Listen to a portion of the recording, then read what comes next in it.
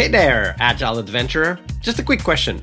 What if, for the price of a fancy coffee or half a pizza, you could unlock over 700 hours of the best Agile content on the planet? That's audio, video, e-courses, books, presentations, all that you can think of. But you can also join live calls with world-class practitioners and hang out in a flame war-free and AI slop-clean Slack with the sharpest minds in the game. Oh, and yes, you get direct access to me, Vasco, your Scrum Master Toolbox podcast. No, this is not a drill. It's the Scrum Master Toolbox membership. And it's your unfair advantage in the Agile world. So if you want to know more, go check out scrummastertoolbox.org/membership. That's scrummastertoolbox.org/membership. And check out all the goodies we have for you. Do it now. But if you're not doing it now, let's listen to the podcast. Hello, everybody. Welcome to our Wednesday, the Coaching Challenge Day here on the podcast. This week, joining us is Carmela Then. Hey, Carmela, welcome back. Hello, Vasco. Thank you. Glad to be here. Absolutely. So Wednesday's Coaching Day here on the podcast so that we can have a coaching conversation, hoping to model what coaching conversations feel and sound like for our audience. The goal is not for me or for Carmela to coach each other, but rather for us to explore a topic together with curiosity and, of course, trying to come up with experiments that we can then put in practice and move forward. So, Carmela, what is the topic you're bringing to us today? I'd like to actually talk about planning. And so planning, I am not only just referring to sprint planning, I am actually referring to a bigger long-term or more about a feature style of planning. So a little bit of a background. So it all started with, I joined this company, and this company has an interesting way of jumping into things and starting to write requirements and without actually thinking what they are trying to achieve. So there are a couple of things. They have their vendors, and they also have, of course, they are the in-house technology landscape. So things that they want to build with the vendor and the in-house, it has to be integrated into the in-house technology landscape, the platform, all the platforms.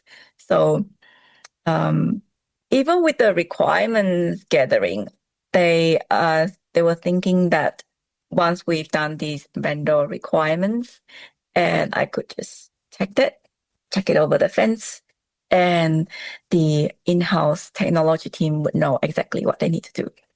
And without anybody who was leading them into planning the feature, planning how to deliver the feature, breaking down, like look at the entire story roadmap and breaking down the story.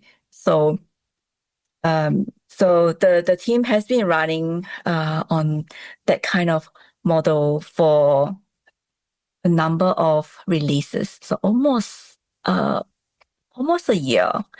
And the result, as you could guess, Vasco, it was horrendous. And the business promised a number of things, but because we didn't have that kind of roadmap, the kind of full story breakdown, and the team was writing story on the fly while they are building as well. So that has created a lot of rework, a lot of confusion, and as the result of it, majority of the team members were overworked, stressed, and still feeling like a little bit of a failure because not delivering enough business value, and the product owner kept on having to go back to the stakeholders and say, we didn't do this because of this.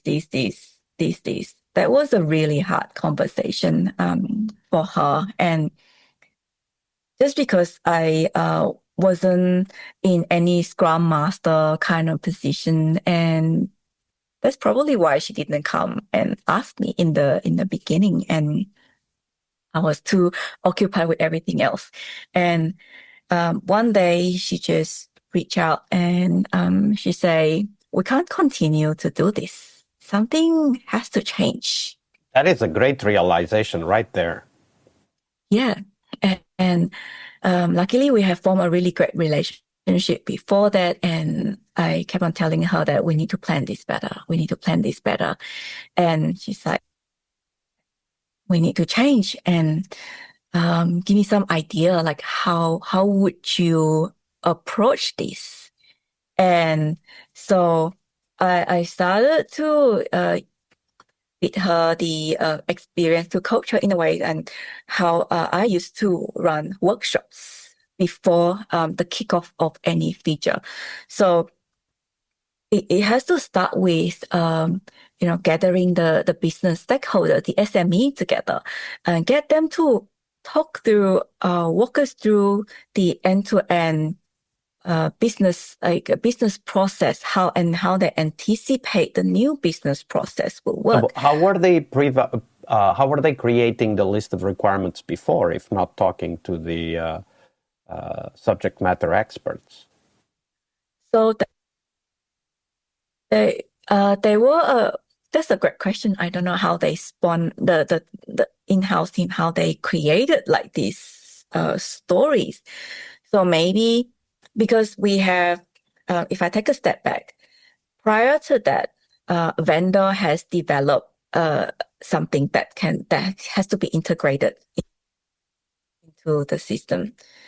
So the idea is to integrate into it. So there are a number of key people have some ideas on how the integration should work.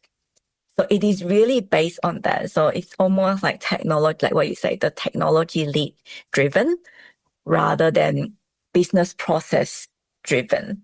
So technology lead, they're amazing themselves, but then just because they don't understand how the user would be using the system and how the process should work, they can only guide the team up to the certain point. Yeah, and only about the technical aspects, of course. So what did the product owner say when you suggested that maybe we should do a kickoff, gather the subject matter experts? This time she was very happy to embrace the idea. So I told her that we have to go through a series of workshops to bring our stakeholders onto the journey, to gather their understanding, ask them what do they actually need on the internal system before we could integrate into the external system. Once we integrated into the external system, what's their expectation from it, like what they want back into their day-to-day BAU sort of environment. So we did a series of workshops around that, gather their requirement, walk away, understanding it a little bit more, and did a playback session. So I took your requirement, I understand what you're trying to say, and this technology, we discussed it with the team. This is how we think we can achieve it. Kind of a validation, a feedback point. Yes, that's right. And does it fit your expectation? And so throughout this, we introduce the story map again. Previously, there wasn't part of like end-to-end kind of story mapping. So we introduce the story map. We tell a story from the beginning. This is what you do. And the little checkpoint, this is what you do. And this is the end result. This is the end. So we string that together, and under each big step, we have small steps. Under one story card, we break it down into smaller story cards of smaller story points and stories. So that's the math, that's a visual aid that we use consistently in all of the workshops. So first we did that. with the business. We did the playback. The stakeholders happy with it. And then we use the same story map, bring the team again and say, okay, we have done first round of requirement. The business is happy about it. Now with this story card, what do we need to do to achieve it? So we're coming down to technical details. And how did that planning go with that approach, that timeline? How did it go? With the planning. So now we have majority of stories broken down. So the detail, like the one that we know in a little bit more details, that becomes something that we could start building. While we have some hairy ones that we don't really know, and we accept that. And well, some of the team could focus on building the cars that we have some ideas, and then the other ones we take some of the time, we allocate some of our time in every sprint to actually look at solving the bigger one and to break that down further. So in the future sprint, we could build it. Absolutely. What I really like about this approach is the interactivity. One of the things I very often say is that if you could boil down Agile to just one thing, that one thing would be reduce the feedback loop length. Whatever that is, if it's 2 days, do it in 1 day. If it's a week, do it in 2 days, whatever, like always make it shorter. And you were doing that when you were involving the business people early on. You were doing even the playback, which is yet another feedback loop that shortens that ability to collect feedback. So makes it more feedback right on time. So when it's the most appropriate, right? Like not weeks later or months later. And then involving the team and figuring out what's most understood, how do we get it done now, and then the bigger ones, the hairy ones as you call them, we'll do them later, but because we still need to investigate that further, figure it out, whether it's from technical or business perspective, to continue to refine that. And I think that's a great approach, because it really takes advantage of this core power of Agile, which is the short feedback loops.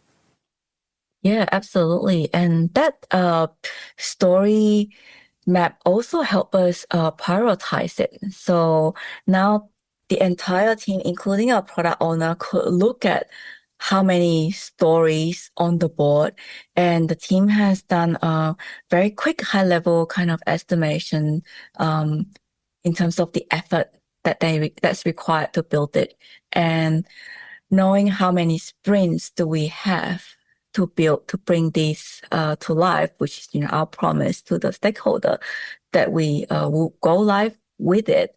So I'm with that. Then the product owner could go, all right, we have these items that are higher priority, but then just because they are very complicated, I better reduce the effort, the building capacity of the team, so that we have more time that we could invest in investigating this big hairy one, because, for example, they are really important. We have to get this out. So that also becomes a really good prioritization discussion tool. Thank you for sharing that story with us, Carmela. You're absolutely welcome. All right, I hope you liked this episode. But before you hit next episode, here's the deal. This podcast is powered by people like you, the members who wanted more than just inspiration. They wanted real tools and real connection to people who are practicing Agile every day. We're talking access to over 700 hours of Agile Gold, CTO level strategy talks, summit keynotes, live workshops, e-courses, deep dive interviews, books, and if you're into no estimates, we got the pioneers of no estimates in those deep dive interviews as well. Agile business intelligence, creating product visions, coaching your product owner courses, you name it. You'll get invites to monthly live Q&As with Agile pioneers and practitioners, plus a private Slack community, which is free of all of that AI slop you see everywhere, and of course, without the flame wars. It's a community of practitioners that want to learn and thrive together. It's the best place to connect with community and learn together. So if this podcast has helped you before, imagine what you will get from this podcast membership. So head on over to scrummastertoolbox.org/membership and join the community that's shaping the future of Agile. And we have so much for you. So check out all the details at scrummastertoolbox.org/membership, because listening is great, it's important, but doing it together, that's next level. I'll see you in the community Slack. We really hope you liked our show. And if you did, why not rate this podcast on Stitcher or iTunes? Share this podcast and let other Scrum Masters know about this valuable resource for their work. Remember that sharing is caring.